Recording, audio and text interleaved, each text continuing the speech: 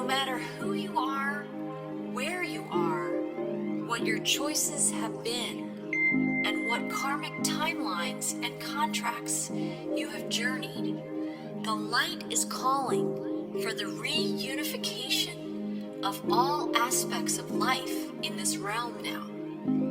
It is calling for the cleansing of all polarities. It is calling for the rising of all sacred heart centers now. All are being summoned home to the greater light now.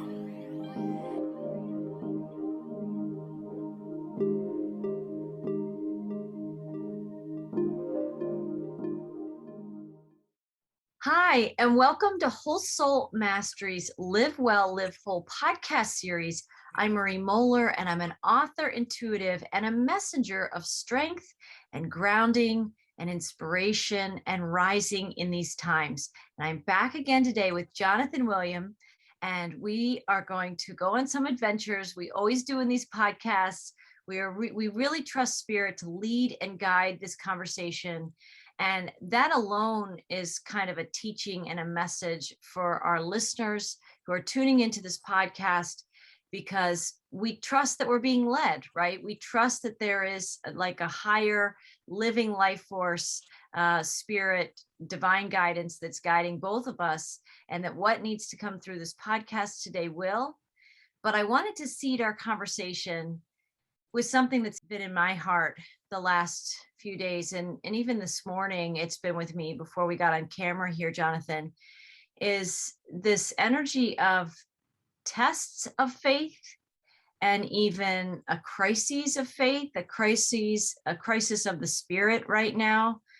There's so much going on where up is down, and sometimes down feels like it's up, and we can get tangled in these pretzels of energy we can find ourselves in. And if we're not experiencing that personally in a particular moment in time, we can see that energy, there's just so much going on in the collective humanity right now. And it really brings to mind this awareness that faith, we're being called to reactivate and reconnect with what faith really means. That can be in a religious sense, that can be in a biblical sense, that can be in a spiritual sense, that can be just in a consciousness sense of being more aware, being more present inside yourself. And how do you connect? How do you nurture yourself? How do you connect with something bigger than just you, the little you that's the personality that shows up as Jonathan or as Marie? And I think that's a big part of what we're all being summoned to connect with in our own ways. And that tests of faith are kind of really part of, like, it's a natural part of the path when in the times that humanity has had to go through these major leaps of consciousness and evolve in a bigger, more quantum way. We are going through an evolutionary leap, a shift of the ages and a shift in consciousness. And so to think that we wouldn't have tests of faith, to think that we wouldn't be going through this process of like questioning our beliefs and who we are and what the world is really all about, and things that we believed in, maybe we question some of those things, maybe we don't believe in those things, where before we just took them as a given, or we just accepted that that's just the way the world is. I think we are in this process of so much review, like reviewing our lives, reviewing our world, reviewing how we participate in it. And so all these things are little seeds of a larger conversation, maybe about these kind of tests of faith that we're all going through, and that maybe we can, I don't know if the word is normalize that a little bit for people, but so that people don't feel like something's wrong with them, that they are feeling so much right now. They can feel so much overwhelm and stress. And yet what you're feeling, if anybody that can relate to what I'm talking about, is actually very much a part of what we are all going through. It's how we perceive it. It's how we respond to it. It's how we work with it that makes the difference between somebody who uses it for growth and expansion and somebody who somehow it starts to like shrink their world or overwhelm their lives. and kind of take over. So I just wanted to, start us off and see what you think about some of that. Are you seeing that? Yeah, I believe that the immediate reaction is this constriction. It is that feeling of there's something wrong with me because it doesn't feel good, right? These vibrations that we have that come in through our experience, that manifest, a lot of times they feel icky. They don't feel great. They don't make you feel like you're in a space of empowerment. But as you walk through them with presence and you make the conscious choices, you're able to sort of take a step back and see the larger situation at play, and that they're really beckoning you on a journey of initiation. They're beckoning you on a journey of self-discovery. When you come at it from that perspective and you ask in earnest for the lessons to be given to you, it's not going to be an easy pathway to walk through. As we know, it's a very difficult pathway, because there's a lot that needs to be uncovered for us to really get to our authentic self, and to embody that authentic self, and to live from that place of power and knowing. And that's what we're here to discover. That's the ascension process. Is, we were in an arc of descension where we forgot who we were as God created beings and creator beings ourselves. And we're on that upward arc again. And when we go on that upward arc, we're going to encounter these signposts that either tell us more about who we are or bring us further away from who we're not. And it's these forks in the road that we have to make a choice. Do I believe this, or do I believe that? Does this feel good, or does this feel good? Like, how does it make me feel? Do I feel expanded when I bring in this feeling of whatever you're walking through? Does it make me feel expanded? Do I feel more knowledgeable about who I am and what my gifts are? Or does it make me feel constricted or bound? Yeah. I really feel I totally resonate with this. This, we look at it through kind of spiritual lenses because of our journeys, that curiosity of self-discovery. So when there's something inside us that isn't feeling comfortable, that doesn't feel good, you said even icky, which is such a great word, because it just doesn't. It's like we know something isn't right inside ourselves. We've been conditioned in our world to override that. A lot of people can ignore icky. A lot of people can ignore that something isn't right. I mean, we've really, in the devolution and the dissension process, we've gotten really good at ignoring all the signposts inside ourselves that something's not aligned. Mm-hmm. And I think in the past, many lifetimes, and including just the last few decades for many of us, right, in recent years, it has not been the popular thing to really stop, pause, and get really curious about what we're feeling. That is not what we've been conditioned, that's a desirable trait, that's a desirable skill. Most people in our lives, and including us, I would put myself in that category, for a period of time, to some degree, I was always very sensitive, but to some degree, we could just get on with the doing that we needed to do. And we got really good at pushing things under the rug to some degree. All of us have to do that because we're focused in our world today on the tasks at hand, making money, right? Creating some kind of life that we want to live. And that can be very distracting from the very listening that you just described about this self-discovery process. And I wonder if maybe some of the things we can talk about, because a lot of people hear you and I, we speak from a place of knowing. We speak from a place of having experienced that curiosity about ourselves, that self-discovery process where we're paying attention to our thoughts, we're listening to ourselves as conscious creators. But for some people listening also, they're like, yeah, but how do you do that? Like, how do you break that down? And maybe that's something that would be helpful if we just shared from our own experiences before we got to who we are now, when it was just the very beginning. I'm aware Like if I think back to my experiences, one of the first things I started to do, which was counterculture, right? It was not what most people do, which was to really turn towards the discomfort, any discomfort I was feeling. And I think you were saying this earlier, is like really listening for what it was saying. Eventually I got to a point where I was probably having a conversation with that energy. I was asking myself more questions. I wonder why I'm feeling this way. Well, when did this feeling first start? Right? Well, what was the quality of the feelings that you were feeling? What is it telling you? But for some people, it's just a turning and an acknowledgement to the uncomfortable feelings. Some kind of test of faith is in your life. You know, you're definitely getting the squeeze of some kind, or you had an interaction with somebody that was really unpleasant, but you're not quite sure why you responded that way, right? Where most people like, ooh, they shake it off, or they turn on the TV and they watch a show, they do something to distract from those uncomfortable feelings instead of getting curious about those feelings and going deeper into it to take a closer look. That's, to me, point number one. Instead of turning away, you turn towards it, like you go into the storm, which is, my partner was a sailor. Her family grew up sailing. And that's a message I've always taken from whenever I've heard her talking about that. Whenever there's a massive storm out in the ocean, you don't turn and run from the storm. You actually, your safest place is to turn your boat right directly into the wind. And then you're held in a kind of balance, even though there's, incredible weather going on. And I think you can get your bearings.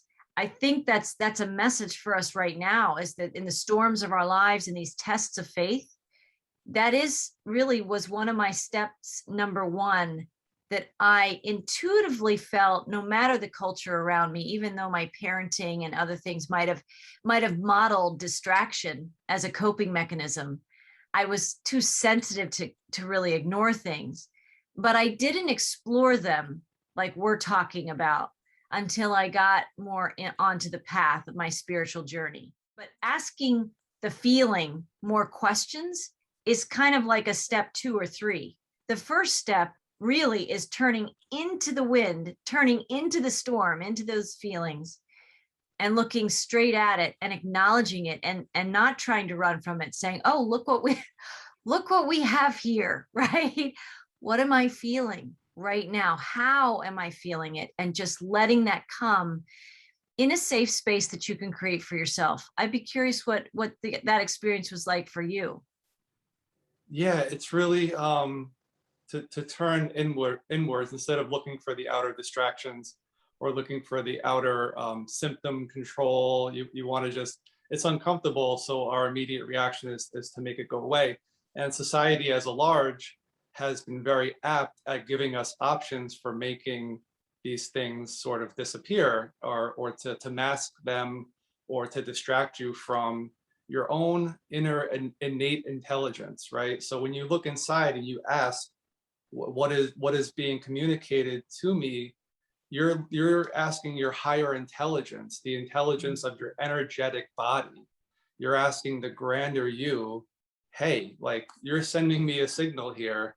I'm going to be very honest. Like I've said to my higher self, my I am presence, I'm very dense right now. Like, just give it to me, hit me over the head with a hammer if you have to. Like, just, I want to know what's going on here, because I'm not feeling well, and people are in states of depression or hopelessness, and it's like they don't know where to turn, and they don't know that they have this inner compass, this inner intelligence that is guiding their every step.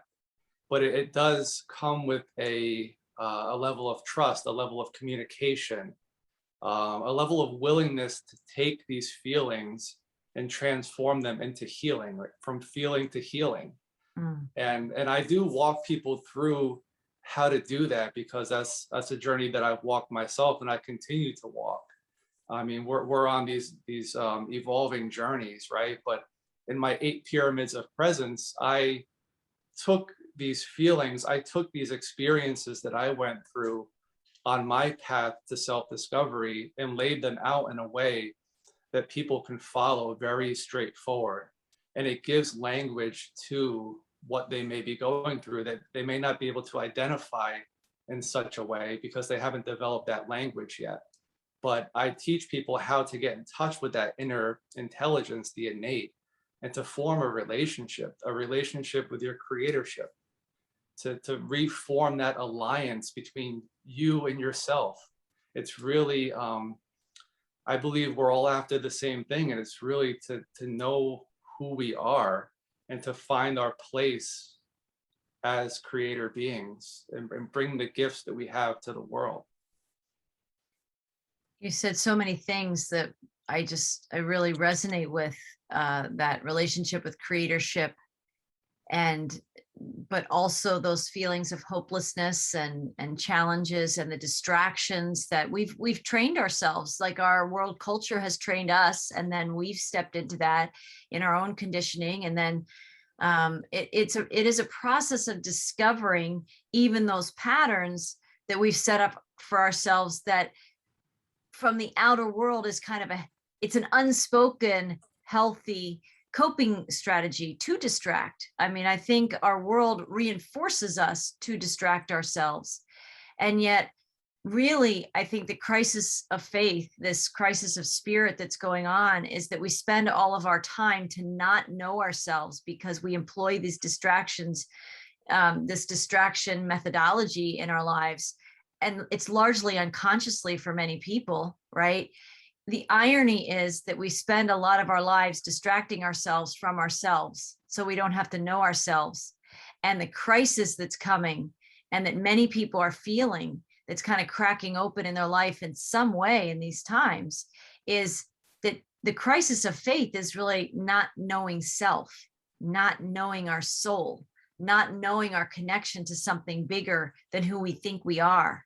And so it is a process to begin to have a conversation with this higher self, this wiser self inside us that is a living energy. And you can call that the God self, and we can have conversations with spirit, actually with archangels and guides that we connect to. Many of us who have a sense of being connected to our intuitive life and connecting with God and Gaia, we can connect with other non-physical energies that are very real to many of us, and we know have helped us on our path immensely.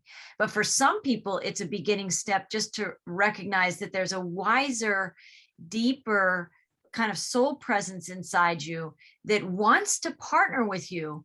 But if you don't engage the conversation, it's very hard for those messages to get through. And I think there are layers to this crisis of faith, these tests of faith that we're talking about, and this getting curious about yourself, getting curious about your patterns, getting curious about just letting yourself have a feeling. We have so many feelings, I'm sure, throughout our day. I've heard that we have 60,000 thoughts a day or something, which sounds like a lot. And those are the ones that we can actually recognize. I think we have many other impulses that we're just so busy we can't even pay attention to them. But 60,000 thoughts a day, just as an average, is a lot of thoughts.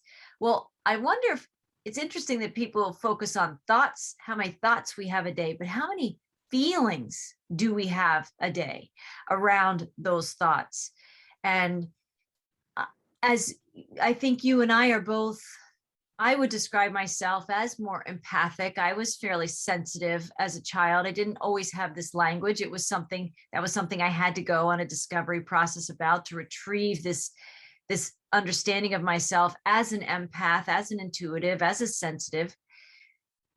And so maybe some of this language is a little easier for us because once I knew I needed to connect with my feelings and I had some of the language to connect with my feelings, it was a very natural process to reconnect more consciously with what I'm feeling.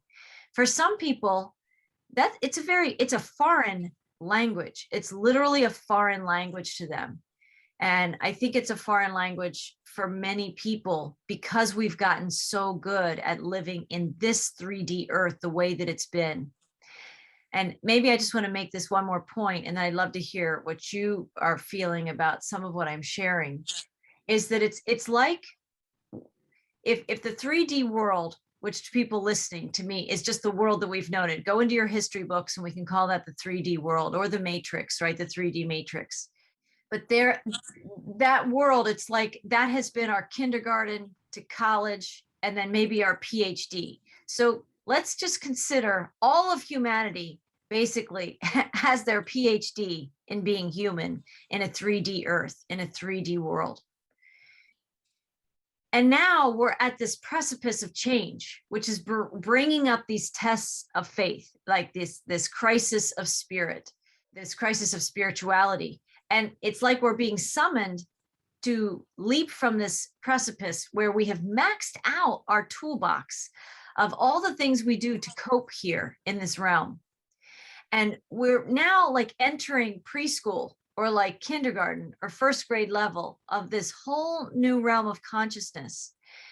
And we do have to develop the language. So when I was saying just a little bit ago that you and I, as sensitive people, as pretty intuitive people probably in our lives, it was foreign, but it still felt natural and aligned maybe for us to reacquire and reacquaint ourselves with this higher presence inside ourselves. For some people, it is truly, truly foreign. And they've gotten so good at not connecting with their feelings that it is overwhelming and it feels pretty daunting. And so instead of having conversations like this, a lot of people in that kind of energy and living that kind of life wouldn't even find a podcast like this because it's nowhere in their purview that there's even value in knowing who we are, connecting with that higher presence inside ourselves. And yet to me, that's what I would say. It's like the health crises that people have. It's the disease model that we have for health. When you go to the doctors, they're not looking for where you're healthy and well. Most of the time, they're looking to solve the problems of where you're not well. So the orientation in our world is naturally towards things that aren't working. And as much as we can look away from things that are uncomfortable, let's look away from it. And I think it's really important that we look at the 2 points I wanted to make is that I think we have maxed out of mastering a 3D realm of distraction, disorganization, not knowing ourselves, and being kind of divorced from a higher spiritual energy and connection. That's the crisis of faith. And then that we also are in this time where if we do choose to step into acquiring some new skills, it does feel somewhat foreign for people. You know, you have to kind of step into it, even if you don't really feel like you know what you're doing. But the more you do it, the better at it you become. And the conversation gets a whole lot easier with this deeper soul presence and this higher awareness inside yourself. Yeah. Yeah. That's a really good, that there's a lot to process there. It's, what I feel, it's like a preparation towards soul evolution. Like and 5, 6, 7 years ago, I didn't have any of this. I didn't have any of the language. I was disillusioned. I was looking for answers. And you do get to a point where what you're doing is no longer giving you that growth increment by increment, and then giving you that expansion that you're looking for. You're looking for that expansion into your grander presence where you recognize yourself as a creator being. Like every word you think, every word you say, every image you hold in your mind, every feeling you have in your body is communication. And it's a pathway towards your self-mastery. And when you understand that and you work daily towards refining your language of communication, the language of creation, how you walk your day, these 60,000 thoughts just slowly, they dwindle, they start to quiet. And it takes practice, but there's 4 words that I give people: breathe, be still, which is 2 words, but there's 4 parts of it: breathe, be still, connect, and then become. It's a pathway that gives people a starting point, the initial keys. Find proper breathing, Start breathing from your abdomen. Connect your tongue with the roof of your mouth, because then you're connecting your heart with your mind. Proper breathing. Be still. Turn off the TV. Turn off music is wonderful, and there's a lot of uplifting and really good vibrational music that I listen to on a daily basis. But turn that off too. It's like really sit with yourself and quiet, because when you ask these questions, when you're at a place of desperation, when you're at a place of depression, hopelessness, you want to hear these answers. You're putting them out. You have to trust that they're going to come back in a way that is going to propel you to where you want to be, to where you're asking to go. So breathe, be still, connect, and become. And I like to read you, I feel drawn to read, this is the last page of the Pyramid of Presence. And it's a musing, it's a writing, a poetry, you can call it. It's called Celestial Songs of Truth in Silence. Sing the everlasting cosmic song that long ago you knew well, and will once again remember as the golden bell rings. Mighty, mighty are the things you have forgotten, and long to hear once more play from your heart. The celestial songs of truth in silent safekeeping. Turn the key and wind the wheel of life. You are the song, you are the truth, you are the silence. There is love in the light of your eyes. There is love in the light of your heart. There is love in the light of your great solar being. Open your ears and open your eyes. Hear the bell and see the light. The song remains the same, the light forever unchanged. Breathe deep to connect. Be still to know. Be quiet to hear. Celestial songs of truth in silence. So that's something that came to me when I was searching for answers, and I began writing down this language that came to me. And I sit with these every day, and I say them as affirmation, because they reinforce that part of me that we're all looking for. They reinforce, they make firm in my world more and more God presence. Yeah.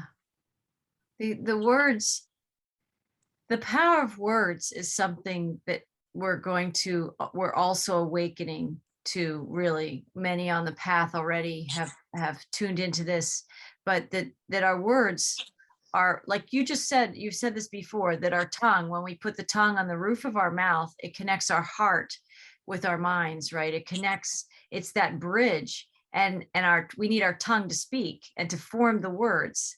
And I think the words are then the extension of that heart-mind connection that's coming through our throat chakra, coming through our mouths. And our words are our wands. Like, that is how we actively create. We breathe our creation into the world through the words that we choose to speak. And so when we're willing to have this connection with ourselves, we're willing to breathe, we're willing to be still, right? We're willing to go into a more silent, quieter place inside ourselves to have these conversations.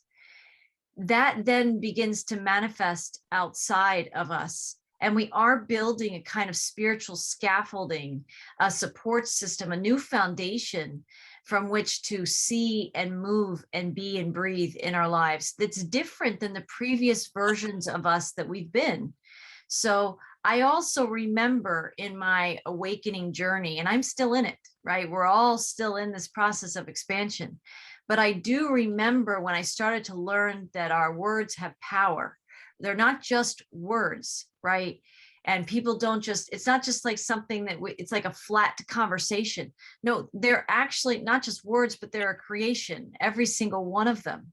And when I started becoming more aware of the words I was choosing and the feelings I was having that drew those things out of me to say those things, you are on the path of being more of a conscious creator. And part of the feelings of hopelessness or despair or depression or anxiety, these are all like physiological and emotional cues that we're ignoring a conversation that wants to be had, with us and our higher selves and God and spirit.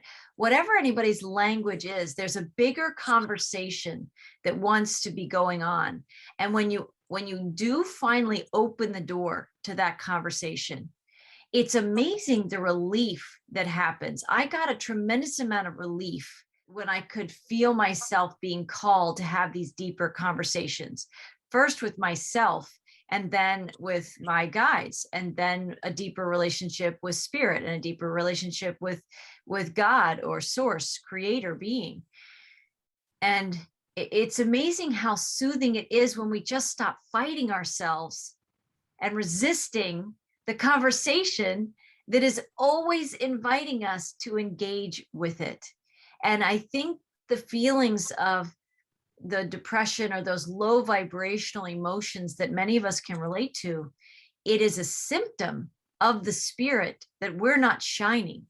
We're not glowing. We're not in the flow. We've actually have blocked some kind of life force inside us because we've perfected the art of distraction, because we've perfected the art of looking away or avoiding or denying or just burying ourselves in something else instead of looking at the thing that really most wants our attention. And I think this word of irony comes up because the irony is the amount of energy we put into looking away.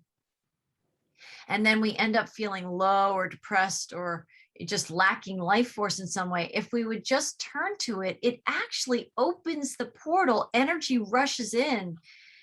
And what we fear the most is actually knowing ourselves, and knowing ourselves is where the life force is, right? And there's so many portals. You speak about portals to understanding. There's so many portals, and you could recognize them within your energetic body. You call them chakras, energy centers.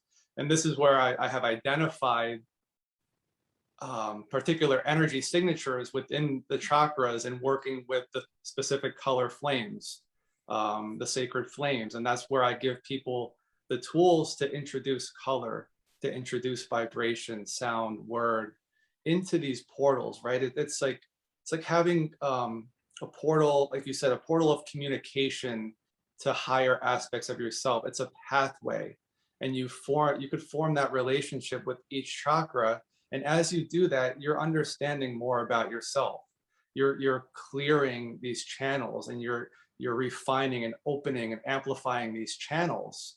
And then you're allowing this higher rush of energy, this connection, your pranic energy to come into these channels more and more. And then you carry that vibration with you as you work with each chakra. It's so amazing. I love how you talk about the channels and these portals. I was just in conversation with somebody yesterday about he's a ham radio operator, right? And when you think about literally like channels on a radio, and we're old enough to remember, I think you're old enough to remember when you had to sort of dial in, right? The frequency bandwidth. You dial the frequency bandwidth, and if you don't dial it to a certain channel, you'll never know it's there. It just because you're not hearing it. You just does it mean it's not there?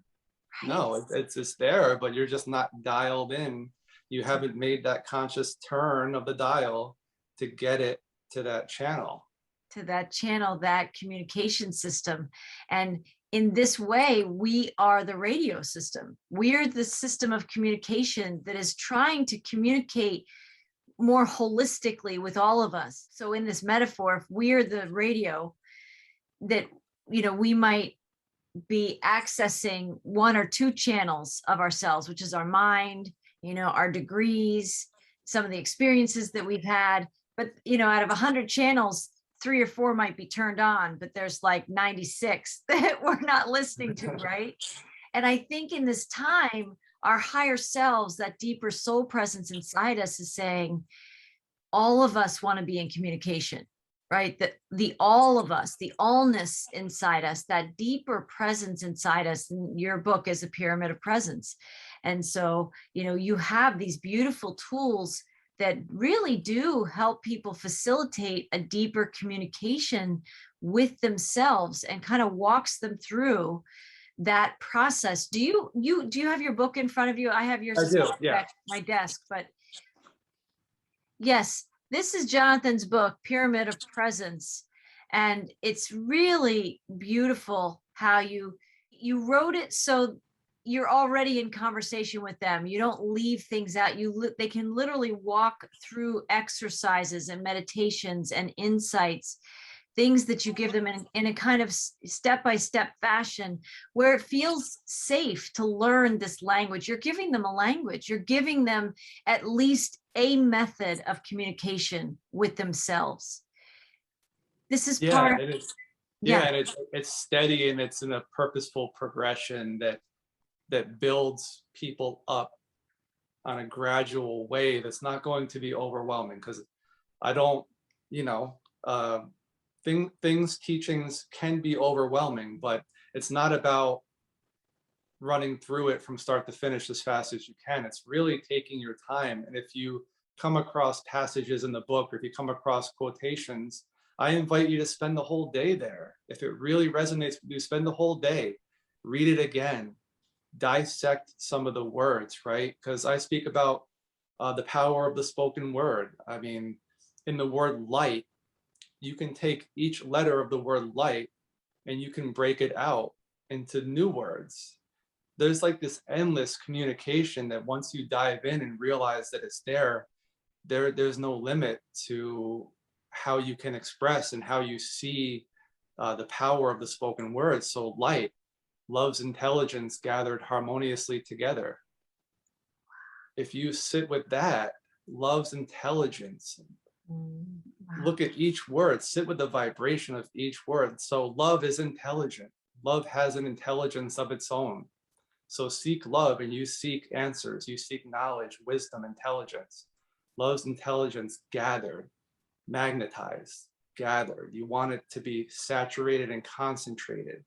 You want to gather this energy so that you have the abundance that you're looking for. Love's intelligence, the abundance of love. Love's intelligence gathered harmoniously, in concert, in balance, equanimity, right? Harmoniously together, once again, together as one in union. So sit with words. Like, you could do this with any word and see what comes to you. I have many in one chapter. I call it essential acronyms, right? So the play on words, ascension and essential, essential acronyms. Right. And then I give affirmations that relate to how each word is broken down. So people can take these affirmations and read them daily to get better acquainted, to get better, just to get better acquainted with the words and form a relationship with them. And see how, when you apply them with the spoken word, with your thought, you could apply colors. There's these different languages of communication, these different ways of creating, that when you combine them together, you have a powerful recipe, you have a powerful alchemical formula for transformation. This is what I give people. It is pretty amazing that you were able to language that you were able to put that into words from your own journey, things that, everything that's in that book, I think is from your own experience, things that you were uncovering, wisdom that was coming through you as you work to sort of relearn, retrain, reacquaint yourself with these principles. And it's a gift when people like you can put this into words for other people, because as we said before, it is a foreign language. Even stillness, even talking about breathing consciously in this way, it's not modeled for us in our world, that really breathing consciously is important to the health and well-being of our spirit. And when someone once said, when your spirit's not happy, none of you is happy, right? And we're having to learn how to listen to what actually nurtures the spirit and value this nurturing of the spirit, and then give the human aspect of ourselves, some of the spirit within us, that language, so that we can be in communication with ourselves. Well, we have a little bit is kind of a rogue mental mind that has not been listening to the directives of the heart for centuries. And look at our world. So when we've kind of disconnected and separated, not just from God, that was the ultimate separation that we've experienced in this cycle of time, but then we disconnected from our hearts, and our hearts are the part of us that is connected with spirit and the higher realms and the deeper presence inside us. So we do have these rogue mental minds our minds were never designed to be our guidance systems. They were designed to be receiving instructions from the all-knowing heart. And when we severed that connection in whatever ways we did, I mean, there's billions of us on the planet, and I'm sure there were billions of different ways that we have stepped away from this heart consciousness, this coherence, this union, and this harmony inside ourselves. There are so many ways that we've done that. And then through lifetimes, we've kind of lived those same patterns. Did we not think that there was going to be work to reintegrate at a point in time when we'd gotten so far separated? I've used this example. It's like a rubber band. You can stretch it, stretch it, stretch it, stretch it, stretch it. But eventually it's going to, have to return. So it snaps back. It maybe is expanded from all the experiences that it's had. If we are that rubber band, yes, you have expanded in all that stretching. You don't return to the same point unchanged. But we are at this point in the cycle that we have to do a little bit of review of our unique patterns of how we separated, our unique triggers of how we feel uncomfortable with our own separation. And then we have to go through this process of reacquiring the language of what an organism, what a being that is integrated and is reuniting with source or a higher power, that is reconnecting with their soul presence and their heart consciousness. That's why it feels so foreign and so messy at times right now, because it's not just happening all over the world, but it's happening in every single being on the planet right now is going through some kind of summoning to integration. And that is what's uncomfortable. And I think that is what's bringing up this test of faith and this crisis of spirit, because it's so uncomfortable and we're so trained to not look at it. And yet it's going to keep pulsing discomfort until we look at it. So I can't say that I was somebody in my teen years that was like meditating and consciously breathing. I was a sensitive soul at that time, but I wasn't conscious and awake. No, I had to learn the language of I think I went to a couple gatherings like maybe you have done, and somebody was facilitating a workshop or something, and they started with breathing, and I'm looking around, not feeling so comfortable, right? Well, we're just going to breathe together, right? Yes, that's what you learn. And I had enough of those experiences. And of course, when I started connecting with the guides myself, because I needed that to transcend a really painful experience I was going through, the first step is breathing. The first step is getting still enough just to feel yourself breathing. And that alone is part of this foreign language that wants to become who we really are again. It's just foreign until you connect with it. Then it's no longer foreign. Yeah, and to some it feels too easy, right? Like you said, I'm just gonna sit with these people and I'm gonna breathe. Breathing properly in a way that you're gathering and pulling in prana and you're releasing energy. You're gathering and you're releasing.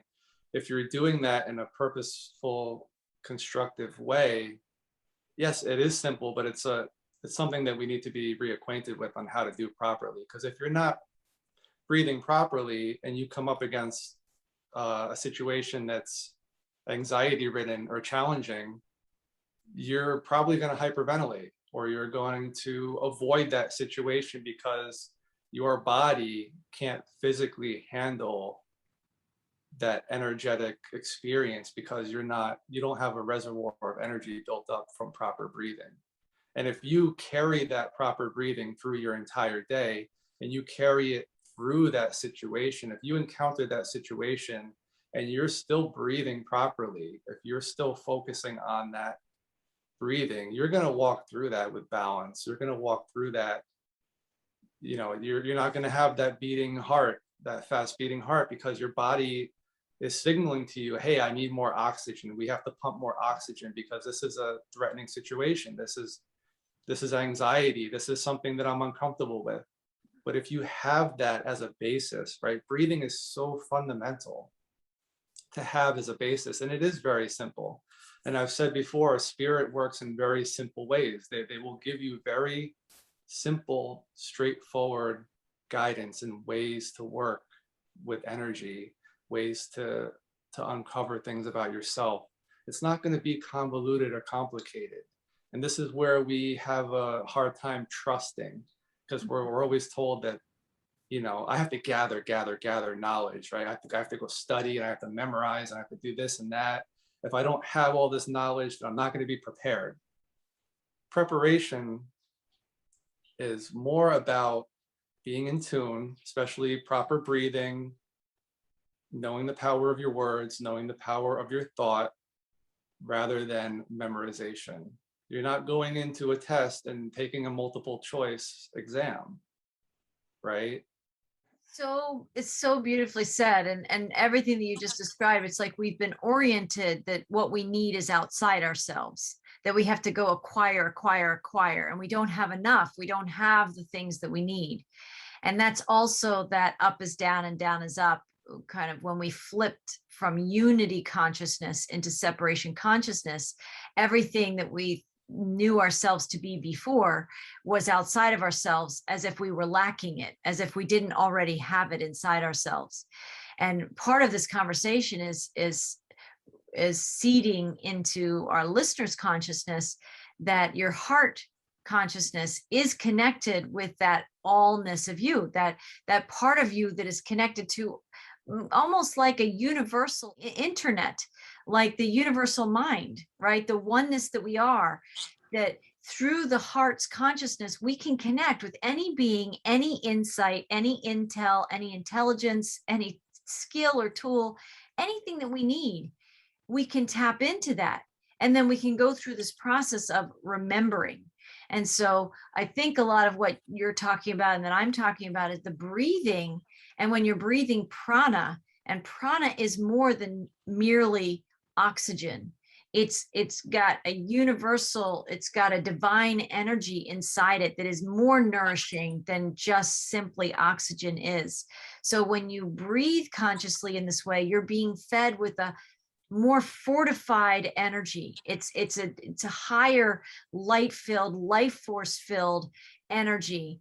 And so I've learned the value of breathing in my journey, because it is filling us with prana. And when you're breathing that life force, and that's breathing and it's nourishing your heart energy, it's activating your heart's awareness that it too has a vital life force to it. It too has a vital intelligence inside it. You're giving that breath to your heart now, right? Into your lungs, into your voice, and to your whole communication system. That when you are somebody who is connecting with prana like this, even if it's just for a few minutes every day, it doesn't have to be your whole day. But when you're starting your day, if you can start your day with this awareness of breathing for just a couple of seconds or minutes, and then having maybe even add an appreciation for the breath, just feeling gratitude for this breath of life that's flowing inside you, you've activated your heart for the day. You're already operating at a higher playing field, in a much more synced up with yourself, just from your breath. And like you said, we can think that, oh, I have to go read this book or take this class or do all these things. For a lot of people, it just begins with the willingness to breathe this higher octane energy, to power up with this really true vital energy of the living universe. And then just from that, I think you're looking less outside yourself for the answers, and you start to actually breathe into yourself that you have everything you need inside yourself.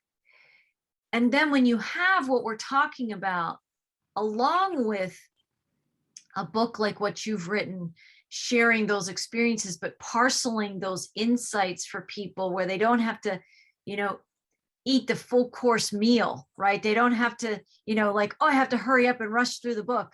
No, I can just take a piece of this, but each dose of insight that you're giving to them, if they're breathing and having a quiet, still point in their day, just going with that, you're starting to partner with a living energy that's bigger than who you thought you were before you engage these practices. And it is so liberating. I was just in a recent podcast where we were talking about language, and the guides gave to me a while back that language can liberate and language can incarcerate. And you know what occurs to me when you and I are talking, Jonathan, is that anything can do that. Thoughts can liberate and thoughts can incarcerate. The way we breathe can further incarcerate us and keep us in this kind of lack consciousness, the separation consciousness, or we can breathe in this prana more consciously and we can liberate ourselves. There's so many things. That's the world of duality, right? Anything can liberate us and it can also incarcerate us. And when you have the tools and you can use them consciously in this way, well, now we're on our way to smoothing out the wrinkles of the crises and the tests of faith. And we're already fortifying a foundation that can help us to meet the challenges we are probably facing in our lives. But with some kind of it's like we know that we're not alone. And we know that there's something fortifying us that we might not yet be able to name when this is very new to us. And then as it begins to be a practice, which you well know, you start your day that way every day. And over time, you know that spirit has your back. Your soul presence is leading your life. That light and that acronym that you described is a life force inside you that is helping you meet every interaction, every communication, every experience that you're having. This is the crisis of faith that I think people are having when they're breathing outside of this awareness, when their breath is incarcerating instead of liberating. It's a space where the breath has no meaning in their life. The breath has no meaning because you haven't assigned a value to it. You haven't assigned a meaning to it. And that's where that language came to me, and I started assigning value, meaning to these words. Compartmentalizing the three parts of the breath in one practice. It's the fundamental practice in the pyramid of presence, the one breath practice, where you identify the in-breath, a slight pause, and then an out-breath, right? So there's a three-part, very distinct parts of the breath that you could assign meaning to. So as you breathe in, I am the breath of love. When you come to that still point, I am the breath of light. When you breathe out, I am the breath of life. Breathing life into the atmosphere, into your world. So when you assign value, meaning, depth to these words, and you combine it with the three parts of the breath, you're going back to fundamentals. You're going back to simplicity. You're recognizing love, light, and life as the fundamental pillars of your experience, and you're aligning with those fundamental pillars. And you could recognize these also in your heart, like you're breathing, your lungs are supporting your heart. Your lungs, help to pump oxygen to your heart and blood through your veins in your body. So they're working in concert together. So when you recognize your heart as the main source of your multidimensional self, you begin seeing yourself as this love, as this light, as this life. And you could take it to love, wisdom, and power.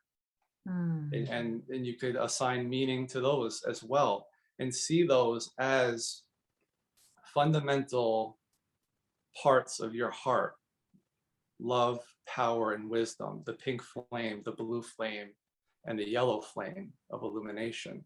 So when you can recognize these core truths and really align with these, they're very simple. It's just three parts: the breath, the color flames.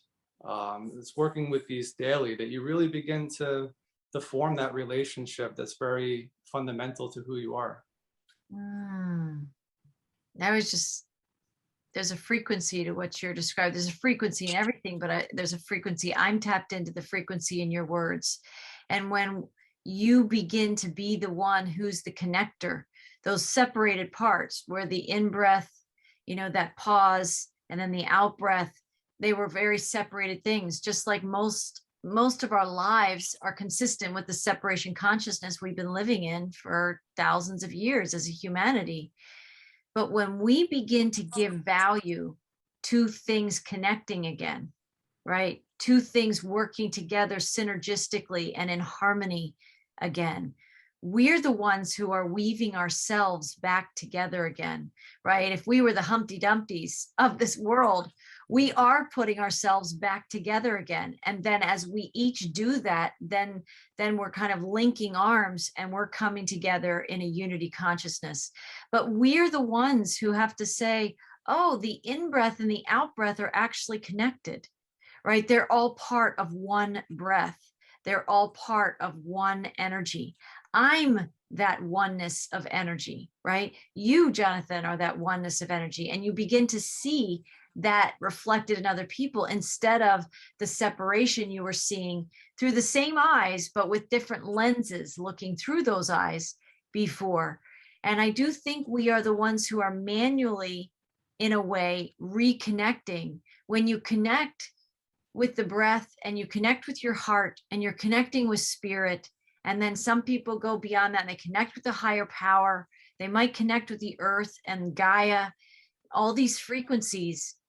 Now you're moving in your day so amazingly, divinely supported. And it's amazing how it just starts to evaporate, that separation, the fears that we had, the despair, the hopelessness. Somewhere, if you said you've been in this journey for 5 to 7 years or so, at some point, as you were engaging these principles for yourself, those lower energy experiences, those lower vibrational emotions must have been leaving you. It just starts to fall away when you breathe yourself into this kind of union, into this higher awareness. And then at a certain point, you're just there's a recognition that goes on that says, I'm not that person anymore. You recognize yourself as just feeling very different because you really are rebuilding yourself in this union consciousness, in this balanced consciousness, in this coherent frequency where we're connecting with the allness of ourselves. And I know for some people in this audience know exactly what I'm talking about. And then some other people might bounce into this and it's still very foreign to them. And so if we can be a messenger to both of those kinds of people, we're all in the journey somewhere. We've all been separated. We've all been in separation consciousness. We've all been in despair. We all know what that feels like. And if we can be messengers of people who have just gone a few steps ahead of some other people, we're just sharing that this isn't just for Jonathan. It's not just for me. It's not just for a tiny little group of people on the planet. We're all going through this. And it just so happens that at this particular time on the planet with celestial events, astrological events, times in like a larger, you can call it a God season of time, we are going through the shift of the ages where we are moving from one age of consciousness where we were all separated from each other and from source and also from ourselves. Well, we can't make everybody else reconnect with source and all of a sudden have faith, right? I can't just wave a magic wand and the world all of a sudden believes and is in deep communion with God and source again. But I can work on myself. I can recognize that maybe I wasn't giving value to my breath yesterday, but today I can. Today I can absolutely give it that value by giving it time. right? And so if in the 3D world, time is money, in a higher consciousness world that we're shifting into, time is value. What you invest your energy into, your energetic resources and gifts into, is your wealth. And that is what you value. And I think we're coming into a time of, so the simplest practice that you and I know how to say, if people are experiencing a crisis of faith, is just truly going to the simple things like the breath, how you so beautifully described, and really letting yourself have the experience, just like Jonathan said, of feeling that in-breath and valuing that in-breath and knowing that vital prana, something that even if you don't feel it and understand it, you can still engage with it, and you can know and say, I know, I've heard about this, you know, these vital nutrients, and you can just simply, you know, certainly use your meditation and your guidance and pyramid of presence, which is so beautiful. And people could probably read what you have and then even record it so that they don't have to be thinking about it. They could read your words, record it, and play it for themselves, so that they don't have to do anything. They just have to be a receiver. That's the thing. If you value it and you can become the receiver of it, you are on your way to union. It's just a breath away, right? Yeah, and for people who are interested in going deeper on the journey and informing that relationship, I do offer mentorship. And when you sign up for the course, it's a full guided course that walks you through the pyramids of presence. I give you video, I give you audio instruction. We also meet on a call once per week where I will give you intuitive guidance. We're going to connect with the higher dimensional aspects of yourself, and I'm going to channel intuitive guidance for you that you could take on your journey. So if anybody's interested in that, they can reach out to me at jwalchemical@gmail. And I know both of us, we want to make this accessible to everybody. We don't want it to seem complicated or convoluted. We want to make it accessible. That's why I truly believe going back to fundamentals, assigning and defining parts of yourself that are core to who you are, and really giving time, energy, silence, listening, forming that communication with those parts. You know, I'm not telling you to go to a library and pull the book on astral physics from the top shelf. I want you to start at the basics, and as we go, we progress. We take that one breath practice and then we expand it into something else. We add another form of creation onto it, another form, like we start adding these different layers, and then we have other, as we work up to more advanced practices, but they always have that core fundamental accessible part that anybody can work with. Yes. Anybody.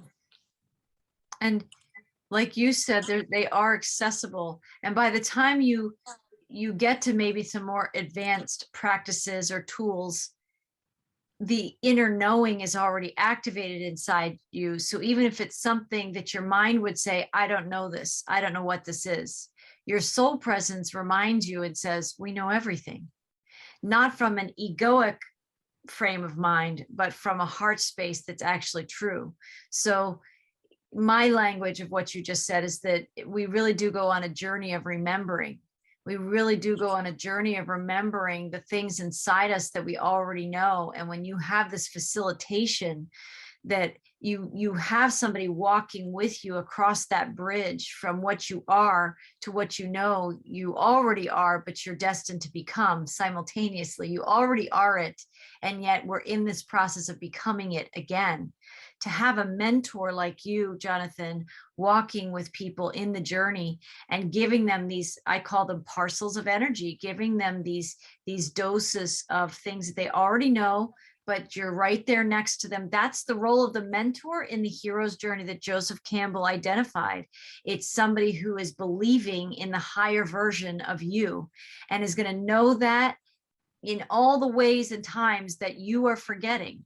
The mentor knows that you have the capability, the capacity, and it's your design to remember this too. And so I think it's extraordinary that you've not only written this book, that you offer these services, and you said your website, but say it again, because I'll put it up on the screen. People can reach you. So my website is alchemicalaccelerations.com. My email is jwalchemical@gmail.com. Okay. So that's the best way to get me. If you want to work with me, just shoot me an email and we can work together. And one thing that I'm very passionate about is bringing these practices, bringing these teachings, the teachings that you bring forward and I bring forward, to make them accessible and to really grow this channel, to really get people to have access to these fundamental practices, meditations, guidance. So if somebody wants to work with me, I'm going to give back to these channels so that we could expand and make it accessible. So if you work with me, you're also going to be supporting another person's journey to have that access. So it's just really, it's like a way of paying it forward to expand and to allow people to have access to what they're looking for. And when our audience hears us speak this way, what you can really realize is that you're not alone. There's so much support. There's an abundance of support. And when you start to realize that, and how many resources are available to you outside of you and also inside of you, that the tests of faith is more of your ego's response to not being equipped to living in the world as it is changing, and more is being required, that requires this higher consciousness. So we're not just going to step into this shift of the ages and not have to grow and change to meet that new speed of information and integration that's going on inside us. All the support that you need is here, and we are messengers of that. And I want to thank you, Jonathan, for the work that you do. It's amazing. People can check out your Pyramid of Presence book, and I'll put in the link below where they can purchase that. Great. And again, I'll put in the link below, in the links below, where they can reach out to you. That mentorship is critical for many people, especially in the beginning of the journey, where you're feeling the call, you're afraid of the call, the tests of faith are around you. You might be swimming in it. You might be drowning in it right now. That's a good time to reach out for someone like Jonathan or myself, where we can mentor you in the journey, either through life coaching, through the mentorship services that you have, and also the myriad of resources that we both know about that might be exactly what you need in this time. And eventually, as people get further into their journey, there comes a point where the journey and their skills have developed to a point that they're more confident, they're more sovereign, they're more, engaged with the journey, and they're already remembering that they have the tools inside and they can go the next leg of the journey, right? And then they begin to pay it forward for others, and they become the mentors, which is also what you're talking about. So it's an extraordinary time to be alive. It's an extraordinary time to be being given this opportunity to be conscious and awake and aware, or awakening even. And as this shift of the ages happens and we return more to unity consciousness, and how we can be a bridge and just a reflection, a mirror of light to other people in their lives. And if we're having a down day and we're challenged, and even it feels like the wind gets knocked out of us, because it happens, we can be the most awake, evolved being, but that doesn't mean that tests of faith don't still come. The greatest masters, it's not that they still didn't have challenges, it's just that they knew how to transcend them and to go into the flow and to access the tools they needed. And that's what made them seem so immune or invincible. It's because they knew these principles, and it all starts with the breath, and everybody starts somewhere. And so we just want to be messengers that these tests of faith are absolutely a part of the process. They're not the anomaly. They're those tests of faith are what actually alchemize to form the stones that are becoming your path as you master each one. So it's fantastic to talk with you, Jonathan. I'm grateful for everybody that visits with us and listens and tunes into these podcasts on our unique frequency, on this unique station, right? On this channel. On the love frequency. Yeah. Yeah, that's right. On the love frequency. And so you could see more of these messages at Whole Soul Mastery and Color the Magic on YouTube and on your favorite social media platforms. Look for Whole Soul Mastery. And we will see you again soon with more messages about this pyramid of presence, this consciousness inside us, and this inner awakening and alchemy that's unfolding, so that we can all be the best versions of ourselves and live the purpose that our unique light came to be in these times.